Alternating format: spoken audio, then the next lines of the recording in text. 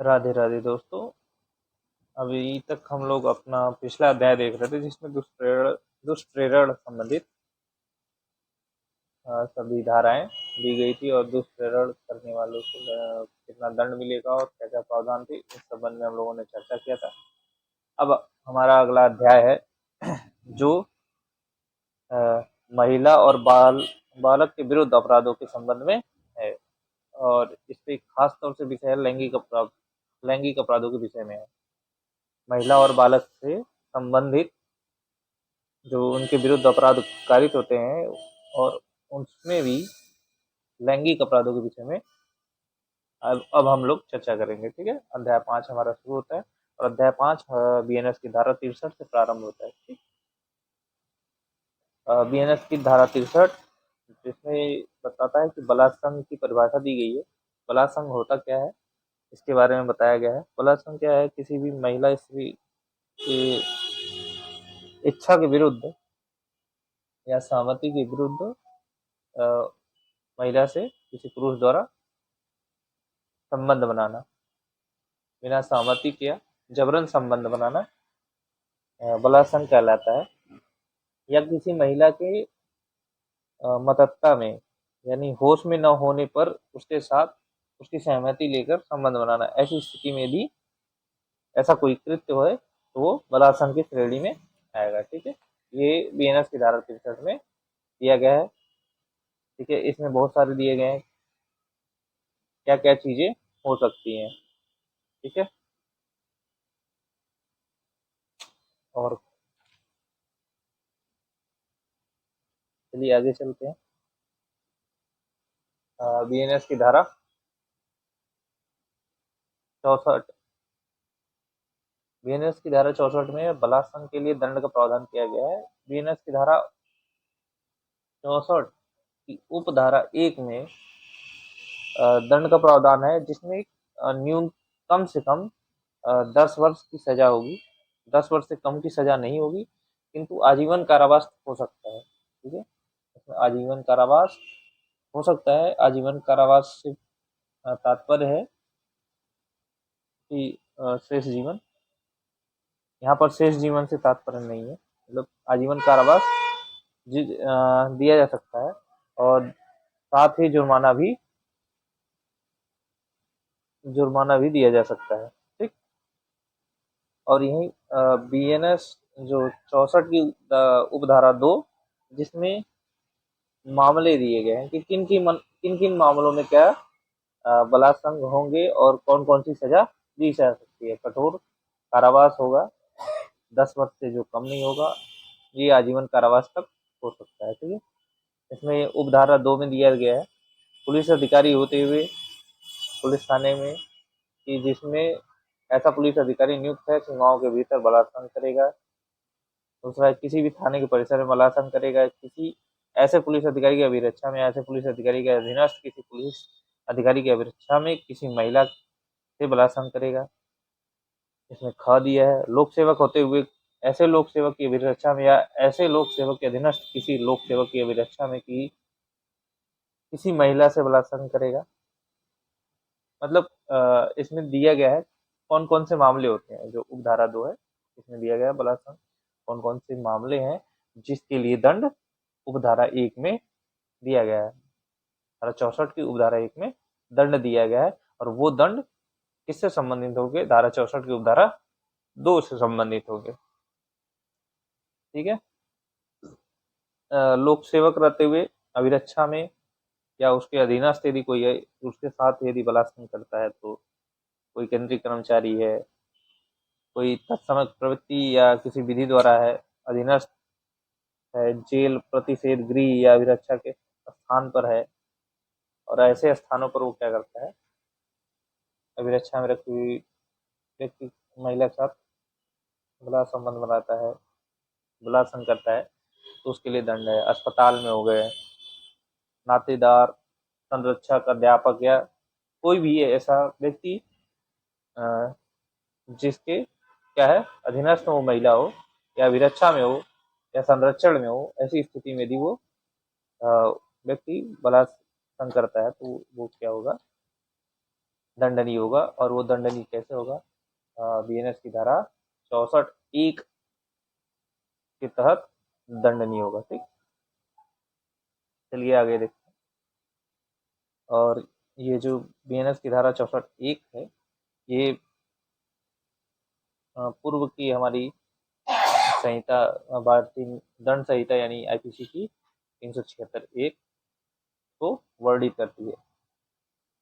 ठीक है।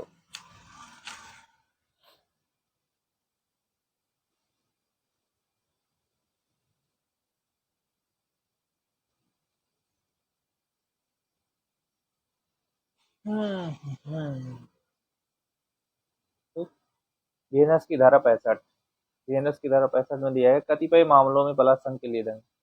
मतलब कुछ ऐसे मामले जिसमें बलात्संग किए जाते हैं, उस मामले में दंड का प्रावधान किया गया है। तो इसमें क्या दिया गया है? 65(1). 65(1) में क्या दिया गया है? 16 वर्ष से कम आयु की महिला से बलात्संग है तो वह कठिन कारावास जिसकी अवधि 20 वर्ष तक क्या होगी? न्यूनतम 20 वर्ष तक होगी, किंतु आजीवन कारावास उसको दिया जा सकता है। और यहाँ पर धारा 65 में जो आजीवन कारावास दिया है, इसका तात्पर्य है व्यक्ति के शेष प्राकृतिक जीवन काल से है। ठीक है। और इसके पहले जो आजीवन कारावास दिया जाता था, उसमें ऐसा नहीं था कि व्यक्ति के शेष आजीवन काल से, उसमें कुछ सालों तक के लिए वो होता था आजीवन कारावास। लेकिन इसमें क्या होगा? व्यक्ति के शेष जीवन काल तक या शेष जीवन काल के लिए किया गया है, दिया गया है। और साथ ही साथ जुर्माने से भी दंडित किया जाएगा। ठीक है।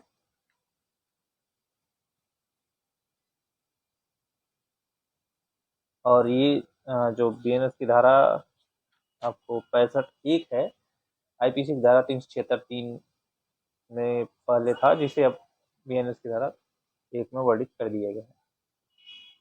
और 65 की उपधारा 2, जो कोई 12 वर्ष से कम आयु की महिला से बलात्संग करता है, वह कठिन कारावास जिसकी अवधि 20 वर्ष से कम नहीं होगी, आजीवन कारावास जिससे उस व्यक्ति के शेष प्राकृतिक जीवन काल और जुर्माने से या मृत्यु दंड से दंडित किया जा सकता है। इसमें एक और प्रावधान है, मतलब उपधारा जो 1 थी, सारे क्या है दिए गए हैं, सजा लगभग उतनी ही है, थोड़ा उसमें और बढ़ा दिया गया है।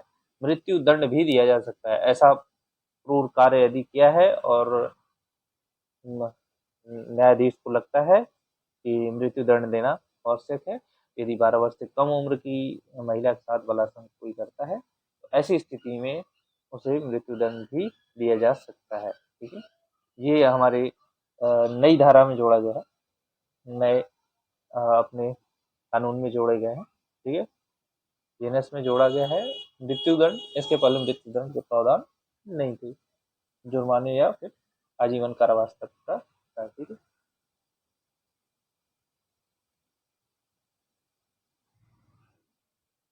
ठीक है। धारा 65 की उपधारा 2, जो आईपीसी की धारा 376 ए बी में वर्णित थी, अब पुनः किसमें का वर्णित कर दिया गया है? बीएनएस की धारा 65(2) में। ठीक, आगे चलते हैं बीएनएस की धारा 66, जिसमें पीड़िता की मृत्यु या उसे लगातार निष्क्रिय अवस्था में रखने के लिए प्रावधान या फिर विकृतिशील दशा करने के लिए दंड का प्रावधान दिया गया है। ठीक है। इसमें क्या कहता है, जो आपकी धाराएं वो दिए गए हैं, धारा 64 उपधारा 1 तथा उपधारा 2 में दंडित कोई अपराध करेगा, ऐसा कोई अपराध कारित करता है और इस अपराध के कारित करने के दौरान जो पीड़ित है उसकी मृत्यु हो जाती है, मृत्यु कारित कर देता है व्यक्ति, अपराधी मृत्यु कारित कर देता है उसका, पीड़ित का, या फिर उसको विकृतशील अवस्था में ला देता है, तो ऐसी स्थिति में उसे कठोर कारावास जिसकी न्यूनतम अवधि 20 वर्ष होगी, उससे कम नहीं हो सकती, लेकिन उसको आजीवन कारावास दिया जा सकता है। ठीक है। आजीवन कारावास से तात्पर्य है कि शेष प्राकृतिक जीवन काल के लिए उसे कारावास होगा, या फिर मृत्यु दंड भी दिया जा सकता है। ठीक है। इसमें इतना ही है। और ये 376 ए आईपीसी में वर्णित था, जिसे वर्तमान में बीएनएस की धारा 66 में वर्णित कर दिया गया। ठीक।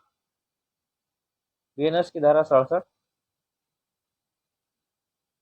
इसमें क्या है, पति द्वारा अपनी पत्नी के साथ पृथककरण या अलगाव के दौरान मैथुन करना है, या पत्नी के साथ, ठीक है, मतलब पति पत्नी क्या है, अलग रहने लगे हैं, पृथक हो चुके हैं, परंतु पति क्या करता है, पत्नी के पास जाता है और उसके साथ संबंध बनाता है, यौन संबंध बनाता है। तो ऐसी स्थिति में क्या होता है, धारा 67 के तहत वो दंडनीय होगा।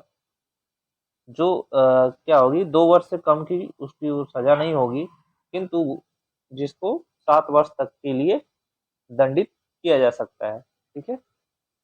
और जुर्माने से भी दंडित किया जाएगा। ठीक है।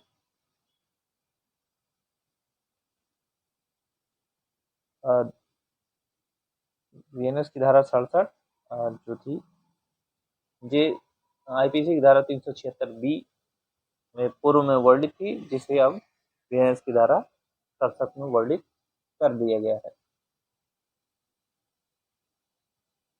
धारा 68 में क्या दिया गया है, प्राधिकार में किसी व्यक्ति द्वारा महत्व, प्राधिकार यानी अभी बताया ना, जैसे लोक सेवक की अभिरक्षा में संरक्षक, या फिर अस्पताल के प्रबंधन तंत्र, या किसी कर्मचारी वृंद, या ऐसे प्राधिकार व्यक्ति के अधीनस्थ कोई कर्मचारी जिसके साथ यदि उसके जिसके साथ क्या करता है, अधीनस्थों के साथ यदि वो बलात्कार करता है, तो ऐसी स्थिति में इस धारा के तहत या इसके तहत क्या किया गया है, इस धारा के तहत उसको दंड देने का प्रावधान किया गया है। इसे कठिन कारावास, दोनों में से किसी भांति के कठिन कारावास, किसी प्रकार का कठिन कारावास दिया जा सकता है, जिसकी अवधि 5 वर्ष से कम की नहीं होगी, किंतु 10 वर्ष तक की हो सकेगी। दंडित किया जाएगा और जुर्माने का भी दायी होगा, यानी जुर्माना भी दिया जाएगा उसे। ठीक है।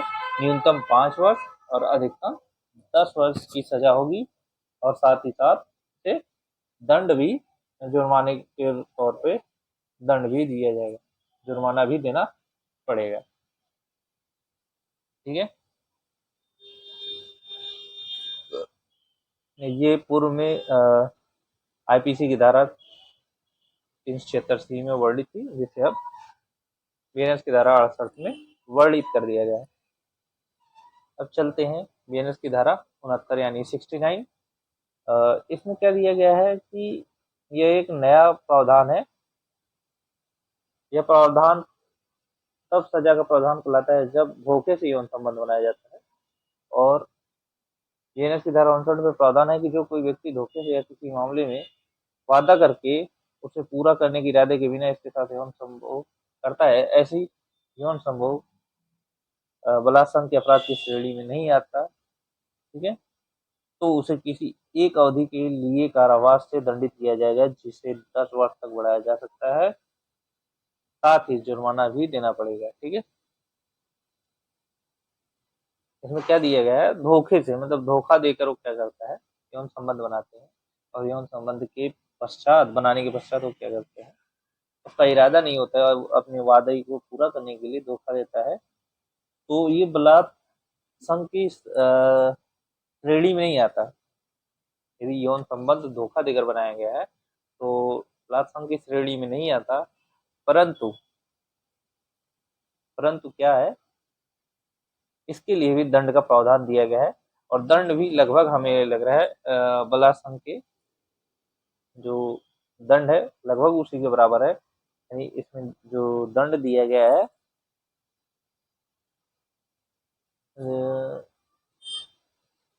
10 वर्ष तक के लिए दिया गया है। 10 वर्ष तक की सजा हो सकती है, एकदम इससे कम भी दिया जा सकता है, और साथ ही जुर्माना भी देना पड़ेगा। ठीक है।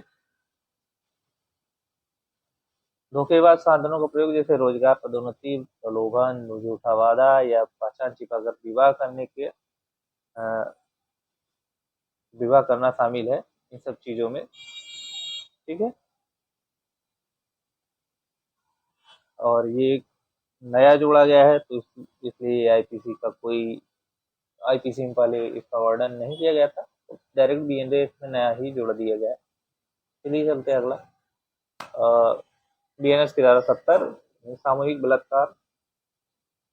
इसमें क्या बताया गया सामूहिक बलात्कार। एक महिला, जब किसी महिला से एक या अधिक व्यक्तियों द्वारा एक समूह गठित करके सामान्य आशय से एक आशय से अग्रसर करने में कार्य करते हुए बलात्कार किया जाता है, तो वहां पर उन व्यक्तियों के बारे में समझा जाएगा वो बलात्कार का अपराध किया है। क्या कर रहा है? तू क्या कर रहा है? बलात्कार का अपराध किया गया है। क्या कर रहा है? ऐसी अवधि के कठिन कार्य जिसकी अवधि यदि सामूहिक बलात्कार करते हैं, तो ऐसी स्थिति में उनको 20 वर्ष से कम की सजा नहीं होगी, किंतु आजीवन कारावास दिया जा सकता है, जो शेष प्राकृतिक जीवन काल तक हो सकेगा। और साथ ही साथ इनको जुर्माने से भी दंडित किया जाएगा। जुर्माना कितना दिया जाएगा? जुर्माना पीड़ित के चिकित्सकीय खर्चों को पूरा करने और पुनर्वास के लिए न्यायोचित और युक्त होगा। मतलब पीड़ित को जो खर्च आता है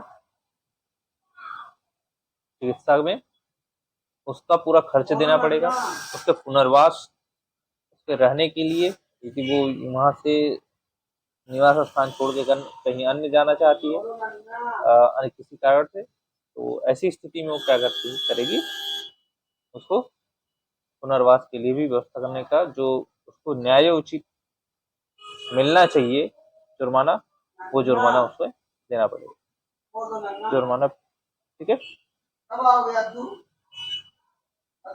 परंतु यह है कि इस उपधारा के अधीन अधिरोपित कोई जुर्माना पीड़िता को संदत्त किया जाएगा।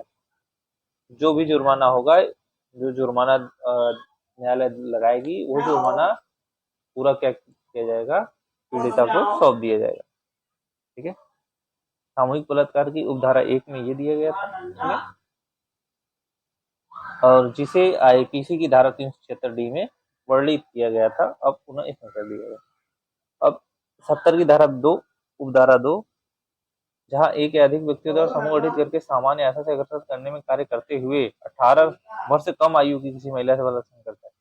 मतलब 70 की उपधारा 2 में क्या दिया गया, 18 वर्ष से कम आयु की महिला के साथ सामूहिक बलात्कार का अपराध यदि घटित करता है, तो इस संबंध में से दंड का प्रावधान 70(2) के तहत किया गया है, ठीक है। और ऐसी स्थिति में यदि किया जाता है, तो वह आजीवन कारावास से प्राकृतिक जीवन से अभिप्रेरित है। इसमें कोई वर्ष का उल्लेख नहीं है, इसमें सीधे आजीवन कारावास है। और साथ ही साथ जुर्माना भी या मृत्यु दंड भी दिया जा सकता है। आजीवन कारावास और जुर्माना देना पड़ेगा, का दंड होगा, या फिर मृत्यु दंड भी दिया जा सकता है, ठीक है। और ये धारा बीएनएस की धारा 70(2) आईपीसी की धारा 376D में वर्णित थी, डी ए में वर्णित थी, जिसे डी ए और डी बी को बीएनएस में कोई एक स्थान नहीं मिला, इसके स्थान पर यह प्रावधान जोड़ा गया। इन दोनों को एक साथ जोड़ दिया गया है, ठीक है। इन दोनों को एक साथ जोड़ के बीएनएस के 70(2) में जो एक ही स्थान पर ला दिया गया, ठीक है। पुनरावृत्ति अपराधियों के लिए दंड। जब कोई पुनरावृत्ति अपराधी, मतलब कोई अपराध क्या है, बार बार करता है अपराधी। इसमें क्या है, कोई अपराधी जो है अपराध, इस प्रकार के अपराध क्या करता है, बार बार करता है। धारा 64, धारा 65, धारा 66 का या धारा 70 के अधीन दंडित किसी अपराध के लिए पूर्व में दंडित किया गया है कोई अपराधी जो है, इन सभी धाराओं में 64, 65, 66 और 70 के अधीन यदि दंडित किया गया है, और तत्पश्चात उक्त धाराओं में से किसी के अधीन दंडित किसी अपराध के लिए सिद्ध दोष ठहरा दिया गया है, मतलब दोषी उसको ठहरा दिया गया है आजीवन कारावास से, जिससे उस व्यक्ति के शेष आजीवन प्राप्त के लिए अभिप्रेरित होगा, मृत्यु दंड से दंडित किया जाएगा। इनमें से यदि किसी भी जो धाराएं बताई गई हैं 64, 65 और 66 और 70 के तहत बीएनएस की, इनमें क्या था, यदि ऐसा अपराध कर चुका है और ऐसा बार बार करता है, पुनरावृत्ति करता है, एक बार किया था और पुनः करता है, तो उसे आजीवन कारावास या मृत्यु दंड भी दिया जा सकता है। ठीक है, ये पहले आईपीसी की धारा 376 में वर्णित थी, जिसे अब बीएनएस की धारा 71 में वर्णित कर दिया गया है। ठीक है, बीएनएस की धारा 72 में प्रावधान है कि बलात्कार के मामले में पीड़िता की उजागर नहीं किया जाएगा। यह आईपीसी की धारा 228 ए का पुनरुत्पादन है, यानी पुनः इसमें पुनः आईपीसी से बीएनएस में वर्णित कर दिया गया है, यथास्थिति बनाने के लिए। ठीक है दोस्तों, आज के लिए इतना ही। फिर